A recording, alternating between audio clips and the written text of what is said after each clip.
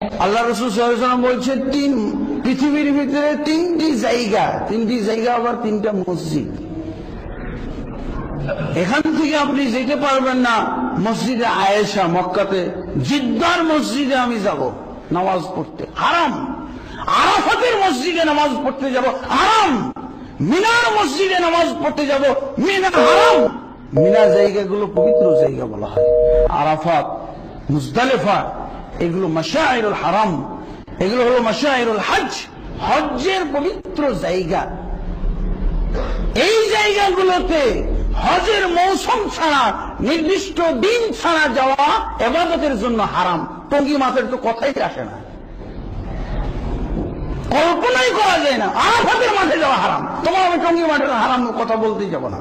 তুমি বুঝে নাও, তোমার জ্ঞান থাকলে, তোমার বিবেক থাকলে, তুমি যদি জ্ঞান সম্পন্ন হও, বুঝে নাও আরাফাতের মাঠে যাওয়া হারাম।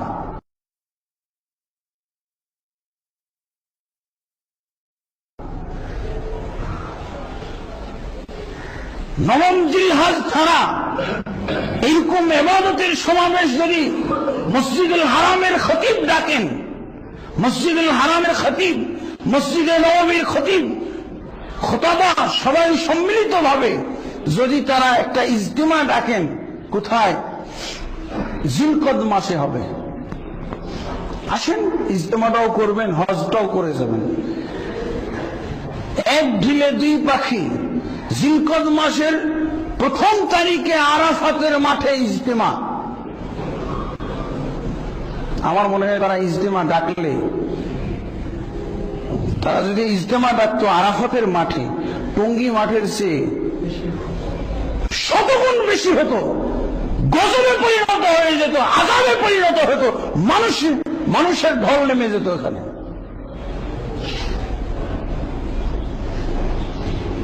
আরাফাতের মাঠে যাওয়া হারাম, আমার টঙ্গী মাঠে যাওয়া হারাম বলার দরকার নাই। আপনি বুঝে নেন, আপনার জ্ঞান যদি থাকে, আপনার যদি বিবেক থাকে, আপনার যদি ইসলাম থাকে, ইসলামের বুঝ থাকে, আপনার দ্বীনের বুঝ থাকে, আপনি বুঝবেন না কেন? আল্লাহ তাবারক ওয়া তাআলা তো আপনাকে হাইওয়ান, চতুষ্পদ জন্তুর চেয়ে ভালো তৈরি করেছেন, কিন্তু না বুঝলে আল্লাহ বলছেন তার চেয়েও নিকৃষ্ট। আরাফাতের মাঠে যাওয়া হারাম। কিসের বলে বলছি আমি? রাসূলুল্লাহ সাল্লাল্লাহু আলাইহি ওয়াসাল্লাম বেঁধে দিয়েছেন তিনটি জায়গা ব্যতীত আর কোথাও যাওয়া যাবে না। সে কোন রাসূল যিনি চতুর্থ জায়গার অনুমোদন দিলেন? রাসূলুল্লাহ সাল্লাল্লাহু আলাইহি ওয়াসাল্লাম বলছেন, ব্যাকরণ দেখছেন?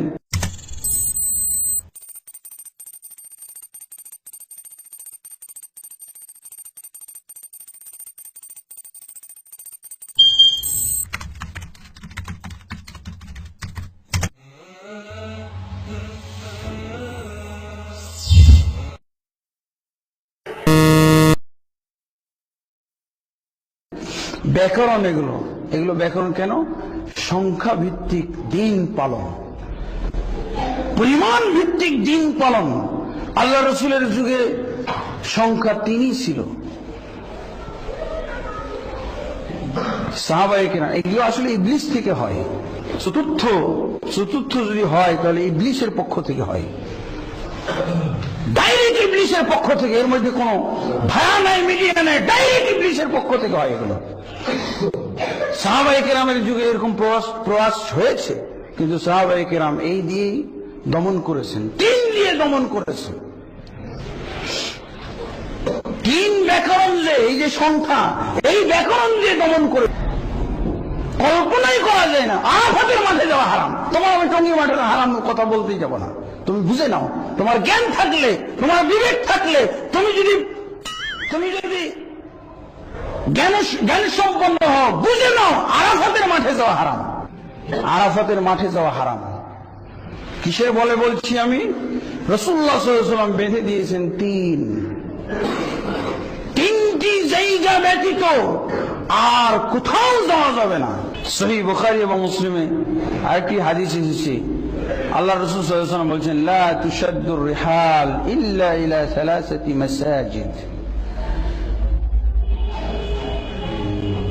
সফর করা যাবে না 3টি মসজিদ ছাড়া কোথাও। তিনটি মসজিদ ছাড়া কোথাও ইবাদতের জন্য সফর করা যাবে না, জুমার নামাজ পড়তে যাওয়া যাবে না।